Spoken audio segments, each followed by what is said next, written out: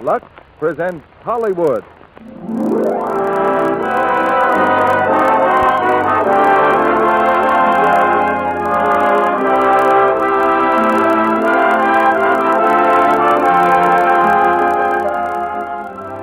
The Lux Radio Theater brings you Magnificent Obsession, starring Claudette Colbert and Don Ameche.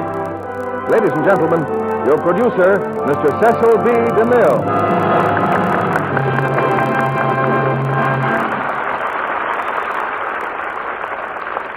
Greetings from Hollywood, ladies and gentlemen. If you were asked to name the most popular story writer in America, you'd be tempted to name the authors of such books as Gone with the Wind, Anthony Adverse, or For Whom the Bell Tolls. But you'd be wrong. The writer today, who is read by more people in more homes than anybody else, is a former minister, Dr. Lloyd C. Douglas, who turned to fiction as a means of reaching a greater audience than his congregation.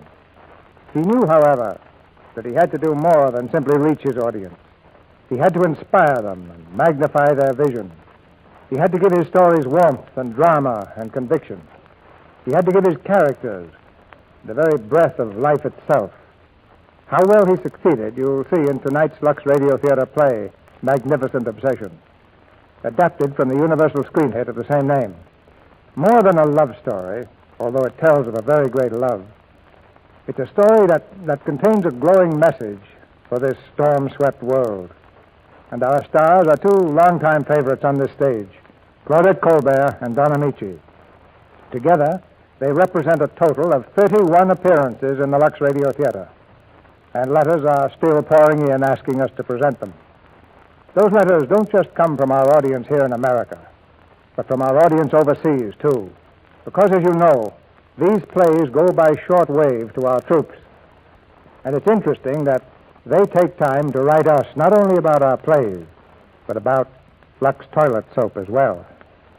It seems that Lux soap is doing its part in establishing friendly relations. One GI wrote from Italy, "I gave a cake of it to an Italian woman, and right away she asked me and my buddies to a veal steak and spaghetti dinner." Which goes to show that good things make the whole world kin. And now, it's time for the curtain and the first act of Magnificent Obsession, starring Claudette Colbert as Helen Hudson and Don Ameche as Robert Merrick.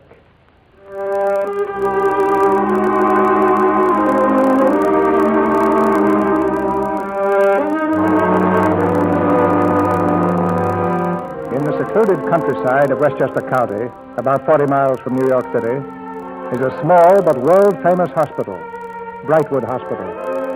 12 years ago, it was the scene of a shocking tragedy. There must be something we can do, Dr. Ramsey, something. Nancy, you're head nurse here. You know the answer as well as I do. We're helpless. Well, I can't believe it. Where's Mrs. Hudson? Hasn't anyone been able to reach her yet? They must be on their way here. We telephoned the pier. The boat docked an hour ago. What are you talking about? Don't you know? Joyce returned from Europe this morning. Mrs. Hudson drove in to meet her. They'll probably be here any moment. I see. A fine homecoming.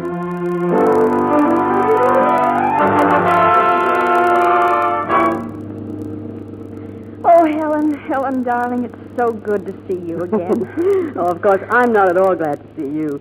You look wonderful, baby. Well, I started packing the moment I got your cable in Vienna. Why, Helen. What's the matter? It just dawned on me. Well, can you imagine that? What is it? What is it? Well, you're my mother now. Well, you're your father's daughter, and I'm married to your father, so I guess I'm your mother, all right. 8 years older than I am, and you're my mother. Oh, darling. Dad's been fine, huh? Wonderful. Just about broke his heart, though, when he couldn't come down to meet you. But you know your father in that hospital of his. Helen, how did it happen? Between you and Dad, I mean. Oh, I don't know. I've always adored him, but I never dreamed he'd fall in love with me. No, that isn't so. I did dream he would, and the dream came true. You can't imagine how proud I feel. He's one of the greatest doctors in the world, Joyce. To think that I could mean anything in his life. You'll mean everything to him. All these years since Mother died, he's been so lonely. I know what that is, darling. I never had a family of my own. Well, from now on, you're going to have your hands full of family. Why take me alone? That is, unless you resent being mother to a wide-eyed, gangling creature like me. Oh, Joyce, what a thing to say.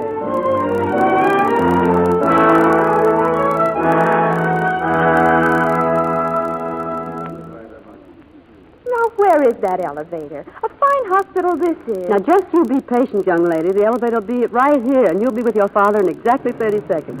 You see? Oh, Jimmy, how are you? Oh, hello, Miss Joyce. Mrs. Hudson. Sorry I kept you waiting. Well, it's a good thing I'm not a patient in this hospital, Jimmy. I'd be dead before I got any attention. Yes.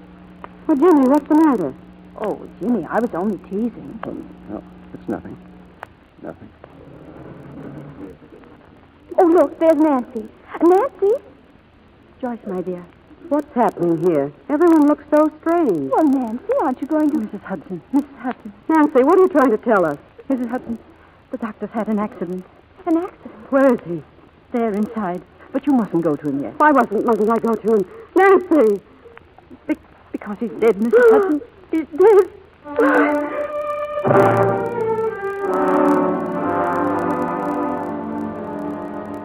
I can't begin to tell you how we feel, Mrs. Hudson. We loved him, all of us here. Please, how did it happen? He went for a swim in the lake to freshen up before you arrived. He was very tired. His heart was overtaxed. He drowned. But didn't someone see him? Was there nothing you could do? We found him quickly enough, but when we tried to get the pulmotor, it wasn't there. It wasn't there. It seems that a few minutes before, another accident had occurred on the other side of the lake. One of the interns rushed over with our pulmotor. Some young fellow, Robert Merrick, had been out on an all-night party, decided to take a swim to sober up. We've got Merrick on the next floor now. He'll pull through. He'll pull through. He'll pull through. A young man who hasn't done a single ounce of work in his life, wallowing in his grandfather's millions. He lives. And Dr. Hudson, a man thousands depend on, he dies. I believe in God Almighty, Mrs. Hudson, but sometimes I don't dare allow myself to think too much about it.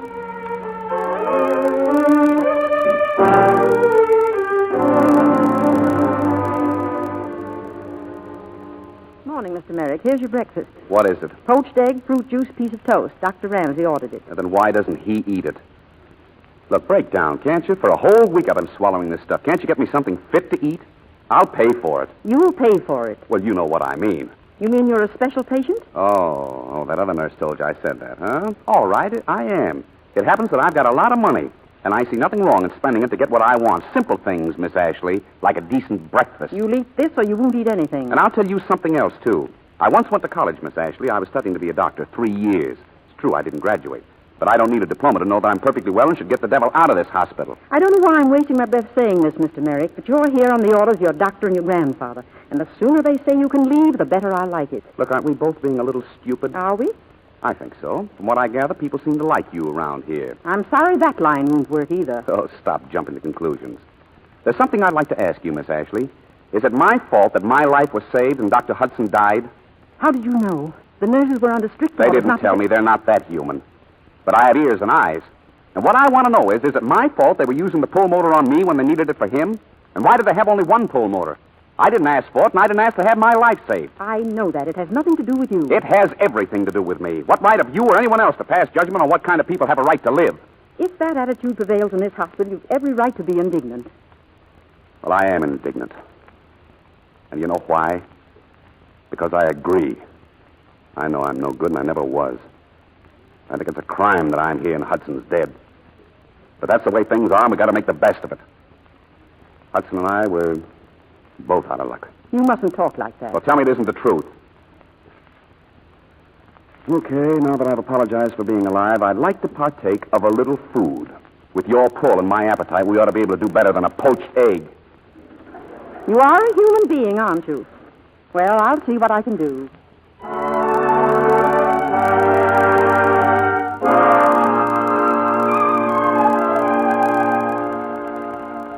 This is Mr. Perry, Mrs. Hudson. How do you do? Mr. Perry is our accountant.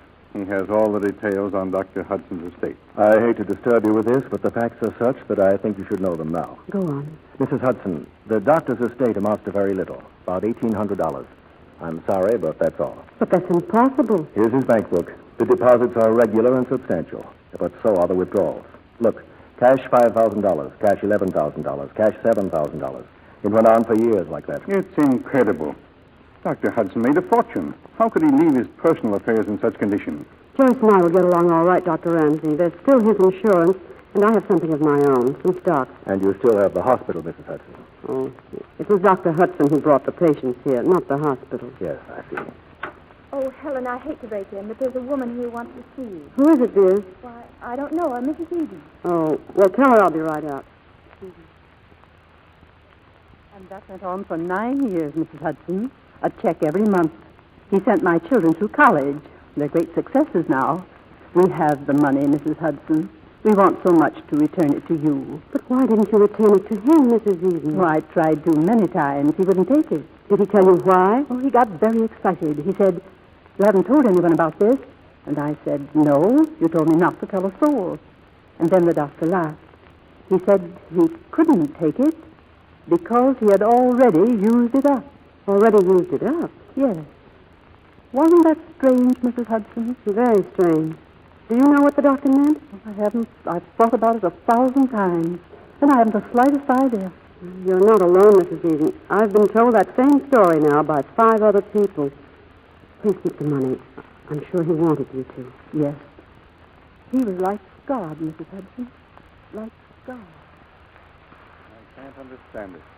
And what Mrs. Eden said was the same as what those others told you? Word for word. I can't take it back because I've used it all up. But why would he keep it a secret? If Father did these things to people, you'd think he'd mention it to someone. And you'd think if they wanted to pay him back, he'd have left them for their own pride. I hope you understand, all of you. It isn't the money I'm interested in. I'd like it for you, Joyce. All I know is that he must have had a motive for what he did. A good motive. And I believe if you ever find what it was, you'll find the secret of his greatness. Well, I'll be getting into town. I'll drive you in, Mr. Terry. I've got to go to the bank. Thank you. Oh, I was telling Dr. Ramsey, the hospital received a check this morning from Robert Merrick. $10,000. Send it back. I don't think the doctor would want us to do that, Mrs. Hudson. Oh, well, perhaps not. You do with it what you wish. Maybe you can find use for it in the children's clinic. I'm sure so. Robert Merrick killed my husband just the same as if he shot him. Oh, I'm sorry. If you're ready, Mr. Perry, we can leave now.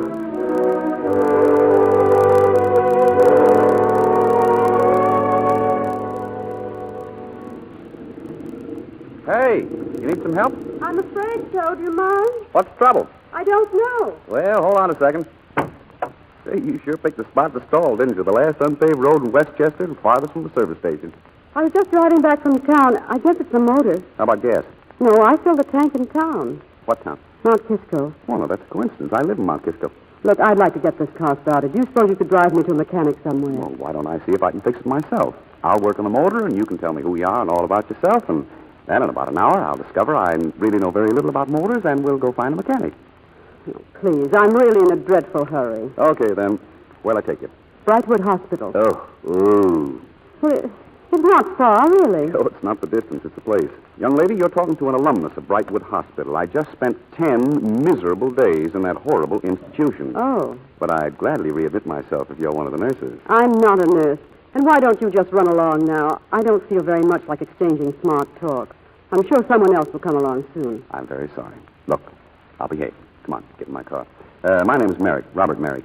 What did you say? Now, wait a minute. Can I even introduce myself? Merrick. That's right. Get out. Get away from me. You hear? Get away from me. What in the world? I'm the wife of Dr. Wayne Hudson, the widow of Dr. Hudson. Oh, I'd like to tell... Won't you please leave me alone?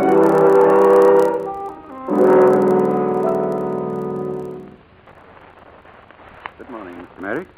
Oh, good morning. Hey, who are you? My name's Randolph. Hey. Yes? Where on earth? Who are you? What place is this? I'm a stone cutter. This is my workshop. A stone cutter? Yes. Oh, I thought I was seeing things, all these gravestones. Whew. I assume I was very drunk last night. How did I get here? I'm not quite certain. You knocked on my door and mentioned something about not being able to drive your car back to town. Yeah, and then what? You talked for about half an hour and collapsed. I talked to you? About a number of things, including Dr. Hudson and Dr. Hudson's wife. When I learned you knew them, I was glad to be of any service I could. Dr. Hudson was the best friend I had. Oh, I've got some coffee on the stove. Like some? Would I? Come over here and sit down. I think I can make it. Thanks. Ooh. I better explain what happened. I met Mrs. Hudson for the first time yesterday afternoon. When she found out who I was, well, anyway, I figured a few drinks might help. Did they? No, not very much. You see, my name is Merrick. You told me everything last night. Oh, fine. Well, thanks for letting me stay here. I better get going. Why? Well, if you know who I am and Dr. Hudson was your best friend, the answer's rather clear, isn't it? Here's your coffee. Mr. Merrick, you see that picture on the wall? Yes. I carved the original in marble. It was just purchased by the Metropolitan Museum of Art. Oh, congratulations. I have only one reason for mentioning that. When I met Dr. Hudson 20 years ago, I was an ordinary stonecutter hacking out blocks with a compression chisel. Then he taught me something. He taught me how to use my life. If I don't seem very bright this morning, you'll have to forgive me. No, it's a little difficult to understand, and you'll probably think me a trifle insane. Dr. Hudson taught me to make contact with a source of infinite power. Contact? What do you mean by contact? Well, let's put it this way. You see this stove? It's cold now, useless.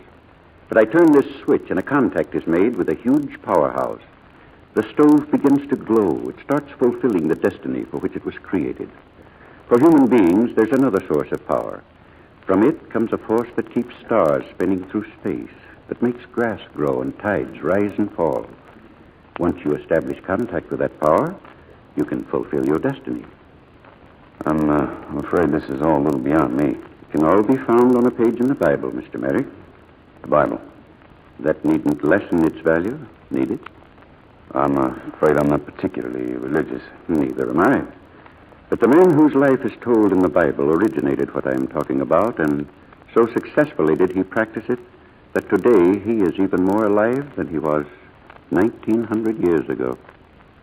Look, suppose what you say is true, that there is some fantastic power like that. How do you go about finding it? There's a perfectly definite, precise formula. Anybody can do it. Oh, sure. You merely go out, find people who need help, and give them help. Help? You mean money? Money's all right, since you happen to have so much of it. There are other forms, though. But whatever help you give must be in absolute secrecy. The world must never know, and you must never let anybody repay you. And that's what Dr. Hudson believed in? Yes. I thought my head was spinning when I woke up. Well, thanks for letting me stay last night. I'd like to pay you. You can, by giving what I've told you a trial. Oh. Yes, I will. Thanks again. Why don't you telephone Mrs. Hudson? Maybe she'll see you today. I did try to see her early last night. Try again. Here, I'll get the number for you.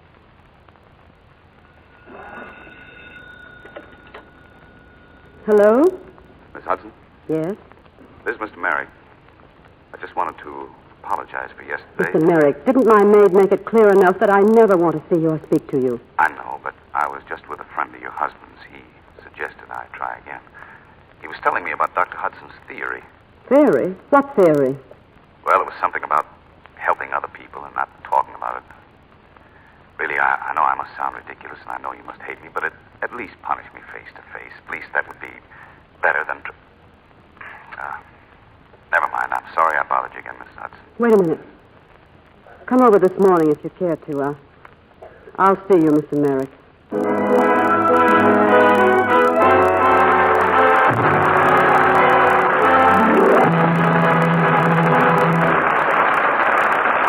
In just a minute, we'll be back with Act Two of Magnificent Obsession. But now, here comes Sally with a gleam in her eye. What's the excitement, Sally? Mr. Kennedy, nearly every week I tell you interesting bits of gossip about Hollywood. And your job is telling our listeners all about Lux toilet soap. Well, tonight you're out of a job, Mr. Kennedy. Fair enough, Sally. Go right ahead. I just want to tell all our listeners that Lux toilet soap is so good that actually 9 out of 10 lovely screen stars here in Hollywood use it every day. I ought to know, because I visit the stars in their dressing rooms and their homes, too. And right here, Mr. Kennedy, I want to say this. I use Lux toilet soap. And a lot of girls like me who aren't screen stars use it, too. And I think the stars and all of us girls are mighty smart. So there, Mr. Kennedy, how do you like that? Sally, I think you're magnificent. Hello? Mr. DeMille, please.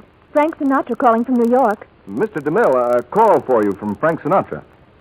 Frank Sinatra? Oh, fine, put him on. Hello, Frank. Hello, Mr. DeMille. I wanted to be the first to tell you that we're going to be neighbors. Oh, you're moving next door to us? Yeah, starting next Monday, November 20th.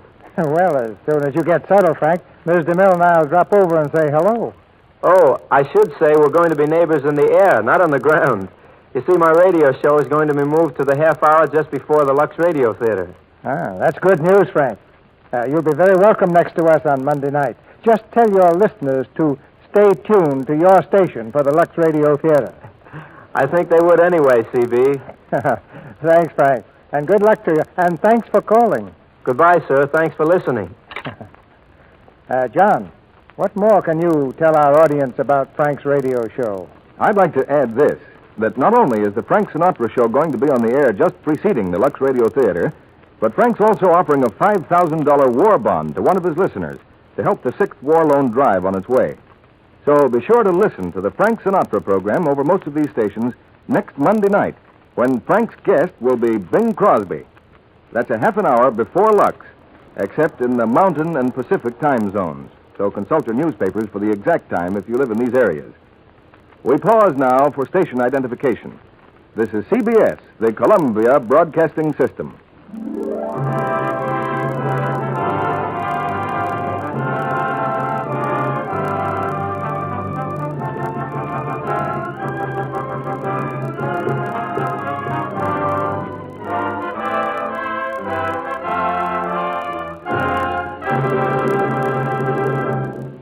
Act 2 of Magnificent Obsession, starring Claudette Colbert as Helen and Don Ameche as Robert.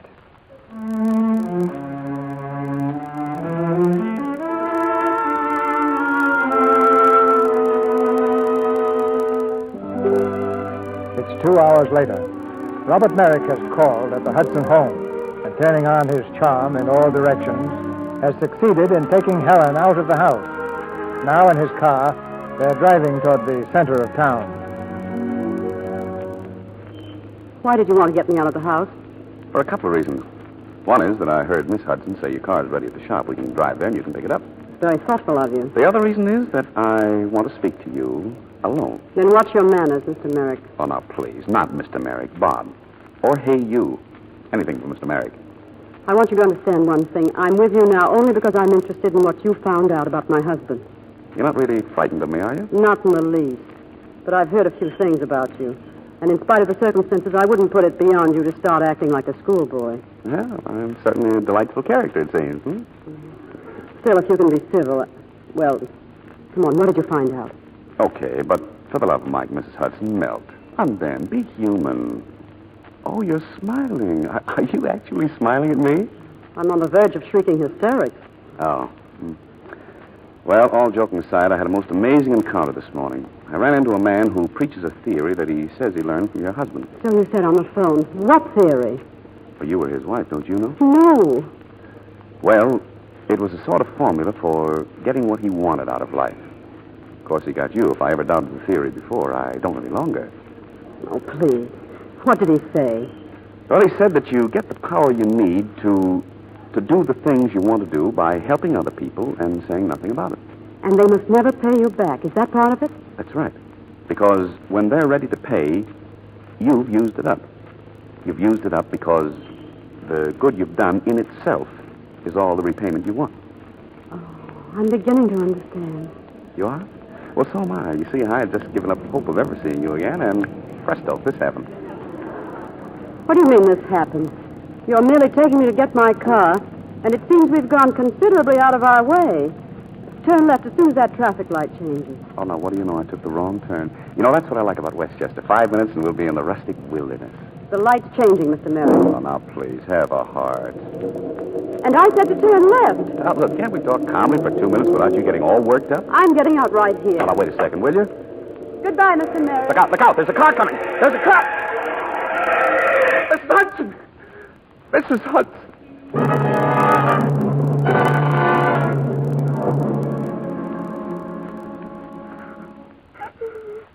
Well, how is she? Can't you tell me that much? How is she?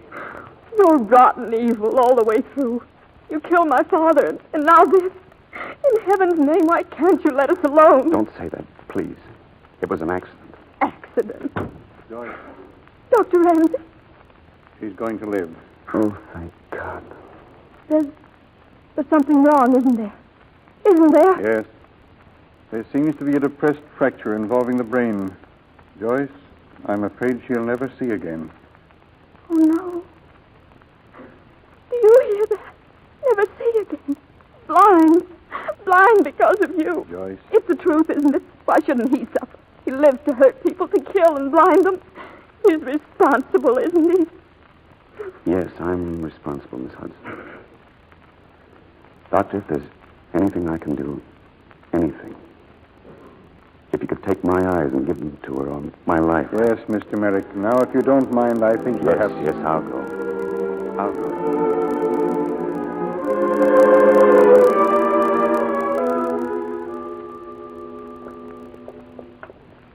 Careful now, darling. Careful. I'm doing fine, Joyce. Please don't worry. It's just that I can't get used to this cane. Oh, it's a beautiful morning, Helen. You're sure you'd rather sit in the park instead of walking? Mm-hmm. It's very convenient having a park right across from the house. I never realized before just how convenient. Oh, darling, please. No, it's all right. Just get me to my bench, and then you run on to the hospital. You're a working girl now, you know. Emma will call for me. It helps my independence being by myself. Of course. And you're doing beautifully. After all, it's just a little more than 5 months. Oh, you're a wonderful person, Helen. Well, here's the bench. Thanks. Oh, my braille. Oh, here you are. Well, I'm on page 20. That's not so bad, is it? Sensational. Helen, sure you don't want me to stay? Please. I'll be perfectly all right. Okay. Goodbye, dear. I'll bring home all the gossip from the hospital. Hello, Mrs. Hudson. Well, good morning. You're right on time. I brought my reading book, like I said. Good. And what will we start with? Jenny Wren. It was on a merry time when... Now, wait. Wait, I have to find my place first. You have a funny book. No pictures even. Just little bumps like. That's right. Now, let's see. Oh, yes, Jenny Wren. Now, you start again. It was on a merry time when Jenny Wren was young. So neatly as she dressed, and so sweetly as she sung. Now, my turn. Robin Redbreast lost his heart. He was a gallant bird. He doffed his hat to Jenny, and thus to her he said, My dearest Jenny Wren, if you will be but mine, you shall dine on cherry pie, and drink nice currant. Nice currant wine. I'll dress you like... Oh, well, now I'm stuck. You'll have to tell me. Like, A goldfish. Oh, no, that can't be right. Now, wait, I'll dress you like, I know. I'll go ask that man over there. Oh, no, please. It's all right. He's nice. Hello, mister. Hello. Will you please tell me this word? Yeah, now, let me see what that is. Oh, that's goldfinch. It's goldfinch. Goldfinch? Uh-huh. Goldfinch means a bird. Oh, of course. Now, where were we? Well, let's stop reading for a while, But why? I thought we were alone. Oh, he's here every day. He gives me money for ice cream. Come on, let's read. I'd rather not just now, darling. Some other time. Tomorrow? Mm-hmm. Now, I think I'll just walk around a little bit. Well, goodbye then. Goodbye, dear. Oh, my cane. Wait, I'll get it. Thank you. I hope you didn't stop your reading because of me. There you are. Sit down again. Maybe I can help you. Oh, it's a little embarrassing learning my ABCs with a grown-up. Well, how could you help? Well, I'm interested in Braille. You're a doctor? Yes, sort of. I started out to be one. What I wanted to say is I have a friend who has a large library of Braille, and I know he'd be glad to let you use some of them. May I bring them tomorrow? Well, I hardly think tomorrow. I've got all I can do with Mother Goose. Oh, but would you mind taking me to the curb? I still get a little confused. Of course. Your voice sounds so familiar. You weren't at Brightwood Hospital, were you? Oh, no. There's a step here. That's it. Thanks. Do you mind if I ask your name, Doctor? No, it's Robert. Dr. Robert. Well, I'm Mrs. Hudson, Doctor. Thanks so much for taking me across. Is your book. Oh, yes. Goodbye, Doctor. Goodbye, Mrs. Hudson.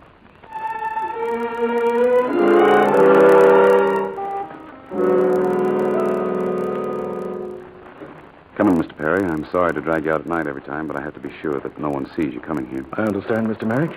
You said you had news from Paris. I heard from Dr. Rochard this morning. 5 of the specialists we wrote have agreed to see Mrs. Hudson. That's fine. They'll arrange a date for sometime next month. Cable whatever more money is necessary. Yes, sir. Now about the other matter. The stocks and bonds? You've gone over them? Thoroughly. As Mrs. Hudson's advisor, I have complete access to them. The stocks are practically worthless, Mr. Merrick. I told her long ago to sell them. That's exactly what you'll do. And you'll replace her stocks with some of mine. That won't be very easy, Mr. Merrick. You're being well paid, Mr. Perry. Do it. She's got to have a steady income. And I must have your word again to say nothing about any of this. Very well, sir. Thank you. Now, as for getting Mrs. Hudson to Paris, you're sure the doctors understand? Oh, yes, sir. They'll write her shortly. They've heard of her case and would like very much to try to help the wife of the celebrated Dr. Hudson.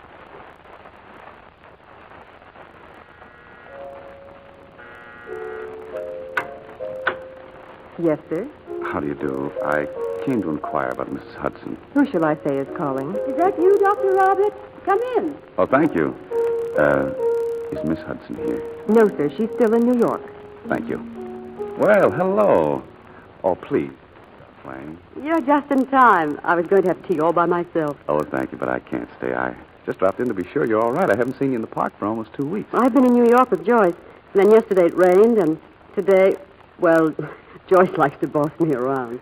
She made me promise to stay in the house till she gets back. Mm-hmm. I'm so glad you've come. All sorts of nice things have been happening today. Really? What, for instance? Well, for one thing, my finances have suddenly straightened out beautifully. Oh, well, that is good news. And that's not all. I've had a letter from Paris, from a group of eye specialists.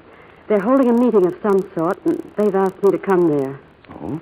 They're interested in your case? I suppose it's a tribute of some kind to my husband. But Joyce and Dr. Ramsey, they insist that I go, that I'd be very ungrateful to refuse. Well, you're not thinking of refusing. For a while, I did.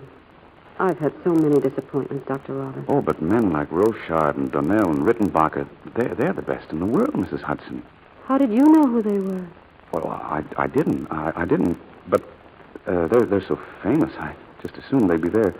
Tell me, when are you leaving? Very soon, I think. Joyce was to find out about the passports today. Here she is.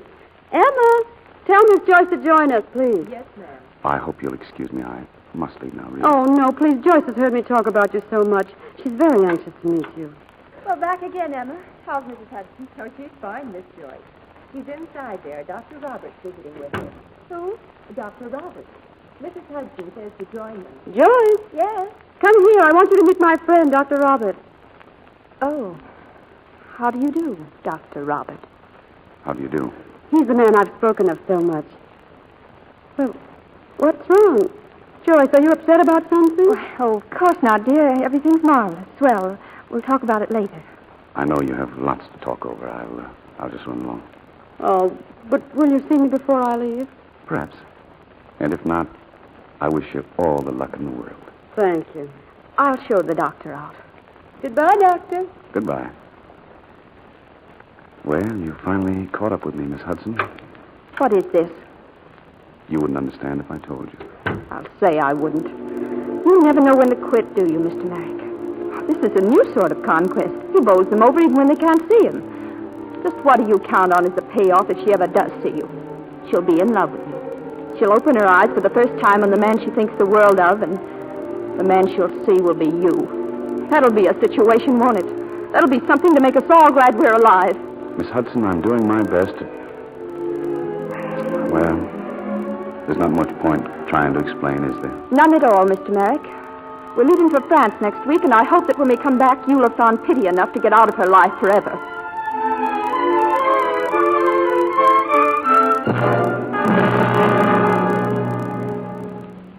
You have been very patient, Madame Hudson. My colleagues asked especially to tell you how they appreciated your willingness to have submitted to our experiments. Well, there will be no more experiments, madame. Then you know what's wrong. Yes. Well? Madame, you are the wife of a great doctor, better than others. You must know our limitations. Tell me the truth. There's no hope? That I hesitate to say. It's just that we feel it would be folly to operate. But if there's a chance in 1,000, I'd take it gladly. The indications are not there, madame. It is too delicate an operation to perform without sufficient evidence. Someday, however, an operation may be imperative. Someday also, for reasons which we simply do not know, your sight may suddenly return. Even after many years, these things have been known to happen. Yes. Thank you, Doctor.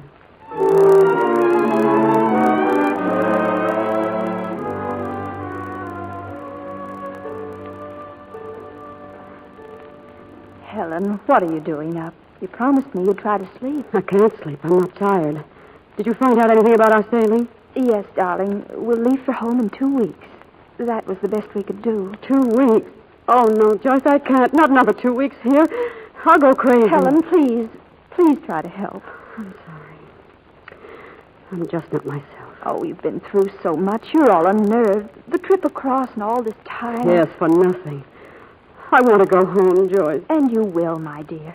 Now just sit here and I'll get you some hot milk. It'll help you sleep. If it only would. I'll only be a minute, darling.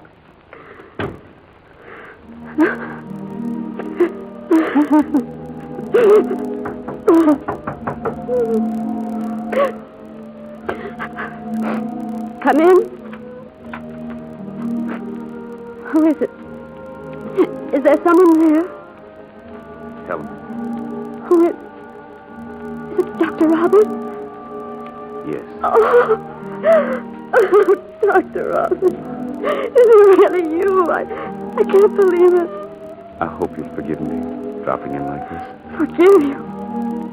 What on earth are you doing in Paris? I just simply had to see you. Are you glad?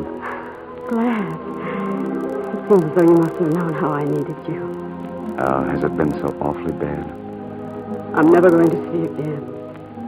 Don't say that. You are going to see. With my eyes. That's why I came. Listen. You called me a friend once. Will you let me think you meant it? Will you let me be hands and eyes to you? Because I have nothing else to do the whole rest of my life but help you to see whatever you want to see. Will you? How could I? How could I even imagine letting you do that? I'll tell you why. If I ever did a good deed in my life, if I ever thought a good thought, I'm rewarded now. If you let me. Look, we'll start with Paris. Have you ever been here before? No, only in the movies. Well, then I'll show it to you tonight. Get all dressed up, the whole works. I'll be back in about an hour. I'm not just going to show you to Paris. I'm going to show Paris to you. Go on, hurry now. Wait here, just for a moment. Joyce! Joyce, where are you? Joyce! Can you forgive me, Mr. Merrick? I overheard. Can you forgive me? For anything, everything. You've made her laugh again. Joyce! Oh, coming, darling. I'm coming.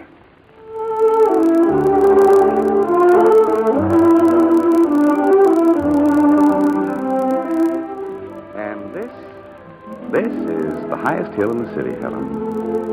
Paris is now exactly where it belongs. At your feet.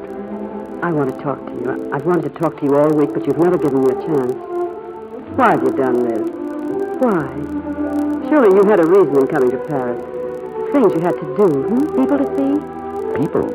Are there still other people in the world? No, please tell me. Helen, are you happy? Very. You couldn't hate anyone on a night like this, could you? No, I couldn't. You could forgive anyone, anything? I think so. Yes. Even Robert Merrick? Yes. You've known, haven't you? For a long time. I love you, Helen.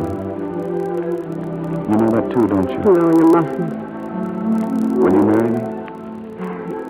Oh, no, I couldn't. There's nothing to prevent it now, darling. No. Nothing except that I'm blind. Except that everywhere we go, there'd be whispers and glances. I wouldn't mind for myself, but I couldn't bear it for you, Bob. I couldn't have you pitied because of me. I love you too much. You're in the world. I'm out of it. Now, you listen to me, Helen. There was a reason for all of this happening. There had to be a reason. This is what we were born for. To be together. If we left each other now, we'd live in torment the rest of our lives. Please say yes, Helen. Will you wait till tomorrow night? Can I give you my answer then? If you want to, darling. All right. Now, I've something else to tell you. And it's all right to laugh, but not too loud. What? You remember that day in the park when you took me for a doctor? Of course I remember. Well, that gave me an idea. From that day on, I determined to become what you had mistaken me for. Did you expect me to laugh at that? Oh, darling, that's wonderful. Well, I'm going to keep on trying. There's no harm in that, is there? Now, about our honeymoon. Please, Bob, you said you'd give me time to think. Well, that's what I mean. The rest of the night, you think about our honeymoon. You pick the spot. The loveliest spot on earth. The loveliest spot on earth. At the moment, I should say it's right here.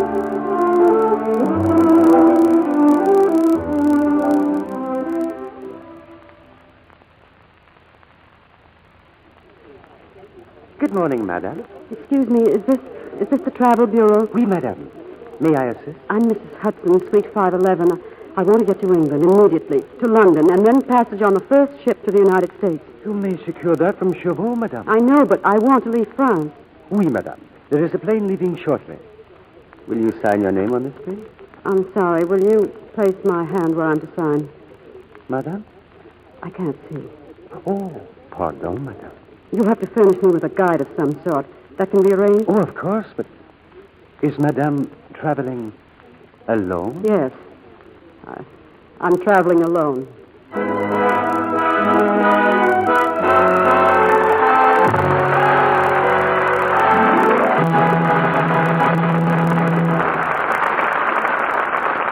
In a few minutes, Mr. DeMille and our stars will be back with Act 3 of Magnificent Obsession. And now, here's Libby Collins, our Hollywood reporter. Greetings, Libby. What's new with the stars? Mr. Kennedy, you know the phrase actors sometimes use. They speak of really getting into a role. Of course, Libby. It means identifying yourself with the part you're playing. Well, Anne Rutherford did just that in a way she didn't expect. You know how hard it is to get a taxicab nowadays. Oh, here's what happened. Anne was driving herself home from the studio after a day's work before the camera. And every time she'd slow down or come to a stop sign, people looking desperately for a taxi would signal to her. Oh, she was completely bewildered till she realized that she had absent-mindedly driven off in a taxicab instead of her own car? No, that she was still wearing her taxi driver's uniform. You see, that's the part she's playing in her new picture. Mighty attractive cab driver, Libby. Uh-huh, with her little cap set at a jaunty angle and that lovely Lux complexion of hers, Mr. Kennedy. Isn't it a fact, Libby? A Lux girl always looks mighty pretty, whatever kind of costume she's wearing. And Anne Rutherford is such an enthusiastic Lux girl. She says active lather facials are the best care she's ever found for her skin. Recent tests have proved that Lux soap facials really make skin lovelier. Actually, 3 out of 4 complexions improved in a short time with this daily care. I think the way Anne Rutherford takes her daily beauty facial would be of interest to any woman who wants her complexion to be nicer. Here's what she does. I cover my face generously with the creamy Lux soap lather. Work it well in, rinse with warm water, and splash with cold. Then I pat with a soft towel to dry. I never neglect this daily care. It makes me sure about my skin. 9 out of 10 lovely screen stars depend on gentle Lux toilet soap care. You, too, will find that using Hollywood's complexion soap is a real investment in beauty. Get some fine white Lux toilet soap tomorrow. And now, Mr. DeMille returns to the microphone. After the play, we have some good news about our stars that I think you'll want to overhear. And now here's Act 3 of Magnificent Obsession, starring Claudette Colbert as Helen and Don Ameche as Robert.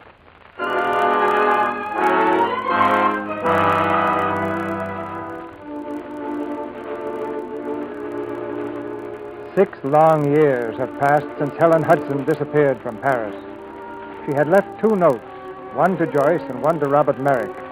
begging them never to search for her, pleading with them to forget. Robert Merrick remained in France. With a strange, almost hysterical hunger for knowledge, he plunged into the study of medicine, emerging with a revolutionary technique for brain surgery. And then, with the clouds of war hovering over Europe, Dr. Merrick sailed for home. Bob, Hello, Joyce. it's been so long. It's so very good to see you. You don't know what this means to me, Joyce, you're coming here. I wondered if anyone would remember me. Well, you might have written. Yes, Why are you staring at me? I just want to look at you. You've changed so, Bob. You're so much older. Oh, I didn't mean... I'm 6 years older, that's certain. 6 centuries. Bob, this work you've been doing, it's incredible. How do you know what I've been doing? Well, I'm still at the hospital. We still read the medical journal. Oh, of course. Actually, Joyce, I've done very little. Few ideas. It takes time, so much time. Bob... I know what you're going to say. I was just waiting to ask you the same question. No, Joyce. I haven't heard from Helen. And you? Once. Only once. It was over 5 years ago. A letter. She told me not to worry. That she was all right, that the bank had arranged to send her a check every month, that she was happy. But... Bob, 5 years ago. I've got to find her, Joyce. I've got to find her. Excuse me, Doctor. Yes, Keller. A gentleman to see you, sir. Mr. Randolph. Randolph? I'll run along, Bob. I have to anyway. Please let me hear from you. You will, Joyce.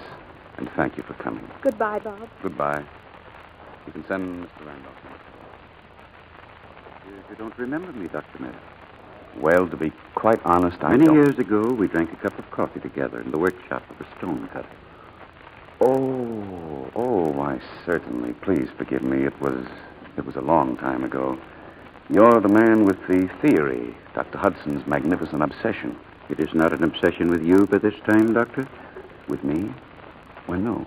You've come a great distance since that time, Doctor, and you do apply that philosophy, I know, because I followed your career. Well, I've worked hard, if that's what you mean. I mean that you have given with true generosity. Oh, yes, I've given. I've founded clinics. I've donated to medical research. I've done everything I could to advance medical ingenuity. I was sure of it. I did that for one person. A woman I happen to have cared for and have lost. I have an obsession, yes. The fear that she might be alone somewhere, helpless, without friends. So if I've ever aided one, it was with the hope someone perhaps would do the same for her. But don't you see, that's what I meant that time when I spoke to you of the Bible. It's what Christ taught. Through one, all might be reached. He did it for humanity. You do it for one woman. Dr. Merrick, what I've really come to see you about is this. Last week, I was in Virginia on business. While I was there, I happened to meet someone who links us together again, quite logically. In what way? I met a blind woman. What? Maybe I'm a fool, Doctor, but I believe our meeting 7 years ago was the beginning of a new destiny for you. The opportunity of fulfilling it, of completing a circle, is here. This blind woman. The knowledge I passed on to you was given to me by someone very close to her. You see, she is Mrs. Hudson. Helen. Yes. Thank God. Will you go to her? She's in a hospital. She's ill, Doctor. Critically ill.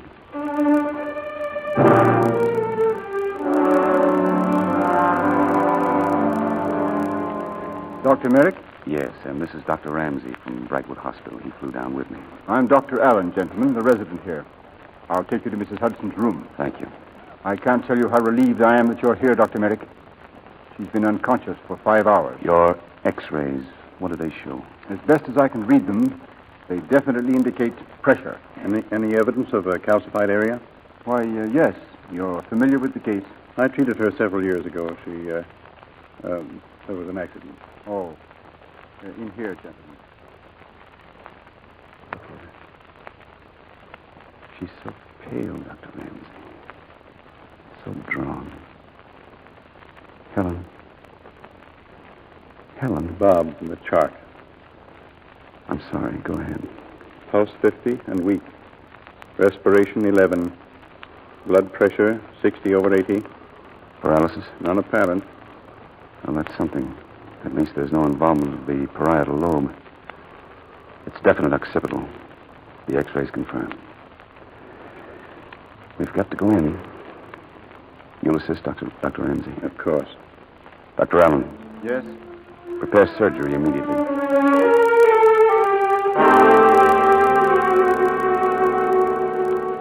It's a most interesting case, Dr. Merrick. You said there was an accident some years ago. What kind of an accident? Automobile. She was struck. The murderers who were on the road. What an awful price she had to pay. Your gown, Dr. Merrick. Well, Doctor, your gown. What? Bob, what's wrong? I can't do it. My hands. Look. I keep thinking of her. I can't do it, Ramsey. Steady, Bob, for heaven's sake. Steady. Look. How can I hold a knife steady? Every time she needs me most, I fail her. 6 years I've been preparing for this, and now... Look at me, Bob. There's no time, Doctor. You've got to do it. I'll stand by and do what I can to help you. Very well, but I'm not a brain surgeon. I hope you understand that. Even if I were, it would be touch and go. Somebody's got to do it. Dr. Allen. Yes, Doctor. Stop the anesthesia. Ether. Alone somewhere. Helpless. Without friend. Alone. All alone. A new destiny for you. A new destiny. The opportunity of fulfilling it is here. The opportunity. Here. Here. Wait. Wait a moment. Dr. Ramsey. Yes? I'll be all right now. I'll be all right now. Is the patient ready, Dr. Allen? We're ready, Doctor. Remember, just barely under. We can't risk any further depression. Nurse, Yes, Doctor. scalpel, please. Retract this. Retract this.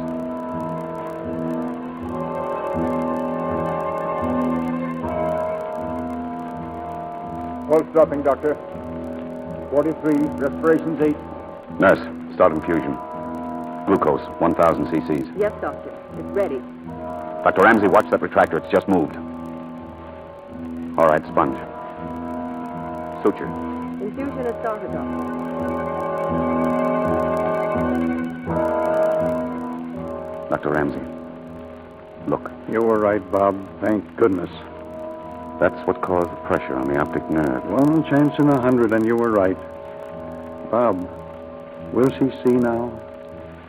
I don't even know if she'll live now. Dr. Allen? No change, Doctor. Clamp nurse. Suture. Suture.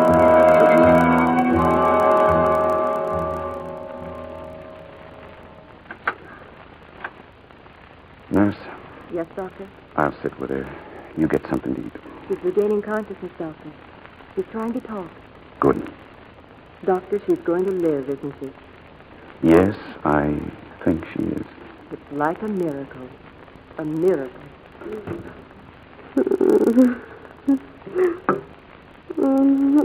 Quiet, darling. Quiet. Doctor, Yes? I feel so strange. Well, you've been very ill. Who's speaking to me? It's Robert. Doctor. Bob. Yes, dear. Bob. What are you? Oh, We'll talk later, darling. Not now. Bob. Your hand. I want to tell you something. Helen, please, dear. I want you to know you mustn't be afraid for me. I'm happy now. You don't go away. Oh, no. I'll never go away. Bob, Yes? I think I see blood. Are you sure? Oh, yes. What does it mean? It means that one day soon you'll be able to see again.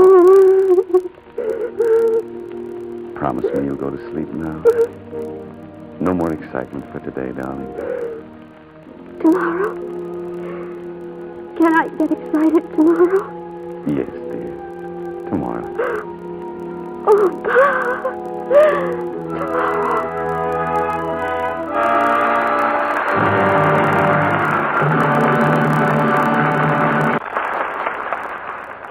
After a magnificent performance in tonight's play, our stars step out of character and we meet them as they are in real life. Claudette Colbert and Don Ameche. Incidentally, they leave our stage tonight to go back to work on their first picture together in 5 years. What's the picture about, Claudette? Well, it's about, what would you say, Don? Well, that's about it. Except that it has a surprise ending. Oh? What is the ending? We don't know yet. That's a surprise. What roles do you each play? Well, you see, I'm married, and Don's my husband's best friend. Oh, so he's your friend, too, huh? My friend, I should say not. He's a heel of the first waters. Well, you don't need to say it so emphatically. He borrows our yacht and wrecks our honeymoon. Yeah, I wrecked the yacht, too. We save some money, and he borrows that to get out of jail. What are you doing in jail, Don? 30 days. Why, Don does so much borrowing in this picture that even the audience will be touched.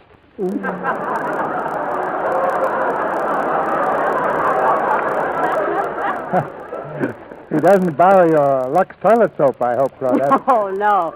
No, that I'd never let him get away with. Yachts and money, but not Lux toilet soap. I couldn't get along without it. What are you borrowing for Lux next Monday night, C.B.? Now, for next Monday night, we have a highly diverting comedy in the universal screen success, It Started with Eve. And our stars are Charles Lawton, Dick Powell, and Susanna Foster. Take a zestful old gentleman who is expected to die but doesn't, a girl who is introduced as his son's fiancée but isn't, and the rightful fiancée who tries to straighten all this out but can't. And you have a rough idea of the extraordinary happenings on this stage next Monday night. Well, that sounds like an entertaining evening, C.B. I'll be listening. Good night. Good night. Good night. Good night. You brought us a great message in tonight's performance.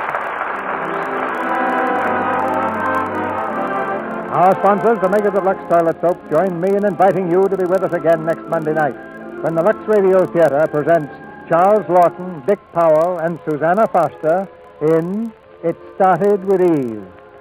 This is Cecil B. DeMille saying good night to you from Hollywood.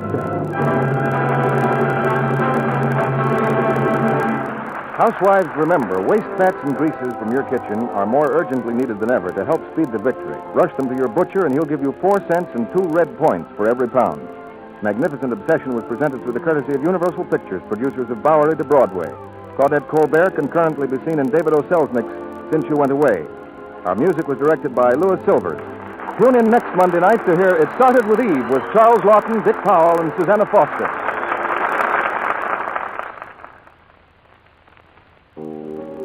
Oh, you're cooking so delicious. Won't you kindly tell me why? Oh, the secret's very simple. Now I'm cooking with Spry.